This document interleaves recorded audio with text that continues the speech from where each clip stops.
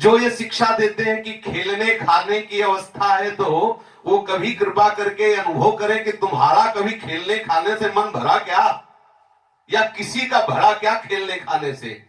जब तक भगवत चरणारविंद के आसक्त चित्त महापुरुषों का संग नहीं होगा, तब तक ये खेलना खाना बंद नहीं होता।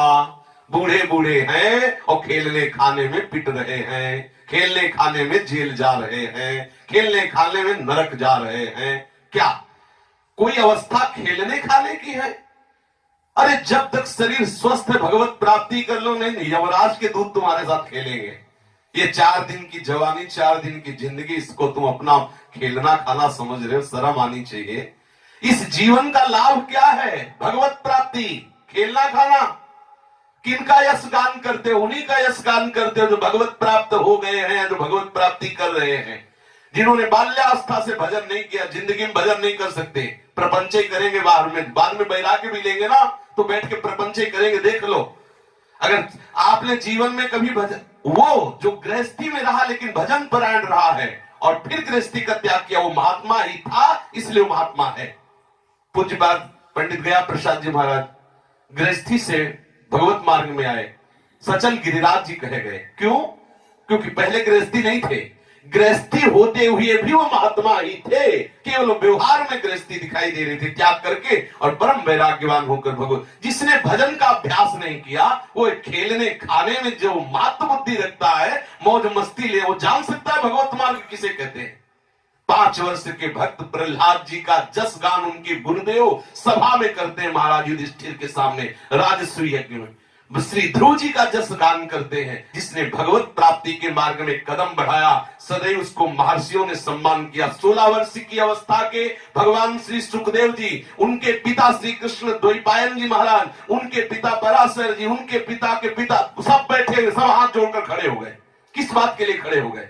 क्योंकि इतनी छोटी अवस्था में भगवत साक्षात्कार किया हुआ, उन्मत्त होकर महापुरुष विचरण कर रहा है श्री कृष्ण अनुराग में। ये मार्ग, ये विषयी पुरुषों द्वारा दी हुई शिक्षा ना तो श्रवणनीय है, ना उसके विषय में कुछ चर्चा करनी है। बोलो, ये जो शिक्षा देने की ये जवानी खेलने खाने की है, तो उनको बताओ एक साधारण अस्त्र है, मानो हम कहते पिस्तौल की। अगर अपने लोग जीवन में कभी नहीं, अब देव की गोली भी रख दो कि भर के आप एक बार निशाना लगा दो, नहीं लगा, वो जानते नहीं। और जिसने अभ्यास किया है, जो मिलिट्री में है, वो एक बिल्कुल चुटकी बजाते गोली मार देंगे। अरे साधारण प्रक्रिया में अभ्यास इतना जोर का काम करता है, तुम्हारा मन भगवान में लग जाएगा। जीवन भर विषय हो गए, बुढ़ापा, बुढ़ापा वही प्रपंच की बातें करोगे, नाती के साथ। ये जो अंदर राग है, ये बिना भजन के नहीं नष्ट होता। चाहे बाहर से सन्यासी बन जाओ, चाहे वैष्णव बन जाओ, अगर जीवन गृहस्थी में व्यतीत किया और भजन का अभ्यास नहीं किया, तो बैरागी बाहर से बन सकते हो, अंदर से पूरे के पूरे रागी रहोगे। और बाल्यावस्था से यदि भगवान मार्ग में चले, तो ऐसी ठोकरें लगती है कि वो अपने आप सच्चा बैरागी बने ही जाएगा।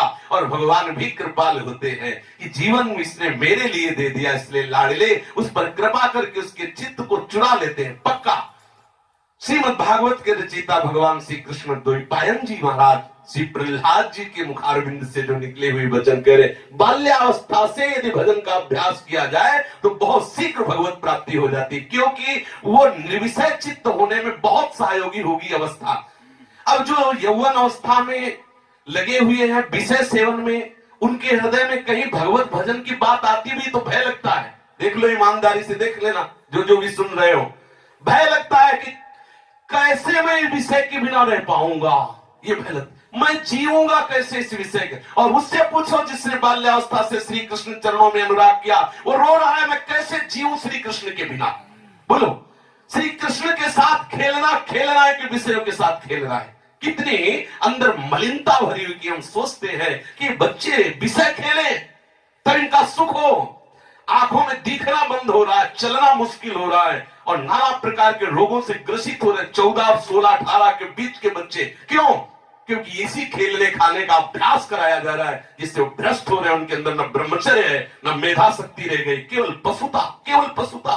माता पिता के साथ कैसा व्यवहार, कैसा समाज के साथ बर्ताव, कैसी चेष्टाएं, ये शिक्षा है। शिक्षा का तात्पर्य होता है अपने इंद्रियों को अधीन करके, चाहे देशभक्ति हो चाहे भगवत भक्ति हो, इन दो में किसी में प्रवीण होकर के लोक रक्षा के लिए या अपने भाव की रक्षा के लिए वो जीवन को अर्पित करे। या तो सूरवीर हो या महान भक्त हो, तभी उस माता की कोख पवित्र होती है। कीड़े मकोड़े की तरह विषयों को भोग कर मर जाना है कोई मनुष्य जन्म का ये हेतु नहीं है, ये लाभ नहीं है।